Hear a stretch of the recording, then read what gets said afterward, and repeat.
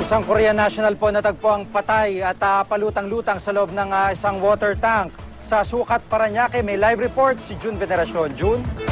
Sige, wala nakikita ang foul play ang PNP sa pagkamatay ng isang Korean national sa Sukat, Parañaque noong March 29. Ang Koreanong si Kim Ji-ho alias Kim Jan ay nakita patay at tumulutang sa cistern tank ng water treatment facility ng Avida Towers.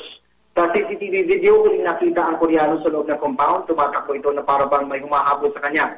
Tatlong araw siyang nawala hanggang sa makita ang kanyang naagnas na bangkay na nakalutang sa tangke ng water treatment room ng Avida. Lumabas ang investigasyon ng PNP na sa hindi malamang kadahilanan ay naglambigin daw ang biktima mula sa kanyang unit sa 8th floor pababa gamit ang lubid ng mga nagtitintura sa trabahador. Ayon daw sa isang saksi na naglag ang Koreano mula sa first floor hanggang sa makarating ito sa ground floor kaya iika-ika ito ng mahagip ng CCTV. Pagkatapos ay dumiretso na sa water treatment room ang nasabing Koreano. Lumabas sa autopsy na nasuffocate ang biktima sa loob ng sister tank bago nalaglag sa tubig at nalunod. Pero ang suspetsya ng live-in partner na biktima na si Novelita de los Santos Tagyam may nagnakaw sa Korea National at pagkatapos ay pinatay na ito.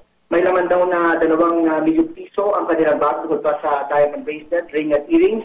Pero nang ma-turn over ang bag sa PNP, 39,000 pesos na lang ang laman ng bag. At ilang gamit, wala na rin daw ang mga diamante. Sinubukan namin kunan ng panig ang admin office ng Avida pero tumanggi silang magbigay ng pahayag. Dahil sa nakuhang bangkay sa kanilang water treatment facility, 3 araw dinilis ang supply ng tubig sa buong Avida. Sa hapon ng muli pinaandar ang water treatment facility. Wala namang napansin na kakaiba ang mga residente sa tubig. Noong una pero kinalaunan daw ay kinalabutan na sila dahil nga sa balitang may nakuhang bangkay sa kanilang sister tank. At yan muna ang latest mula rito sa Parañaque, Bresa G. Maraming salamat, June Veneracion.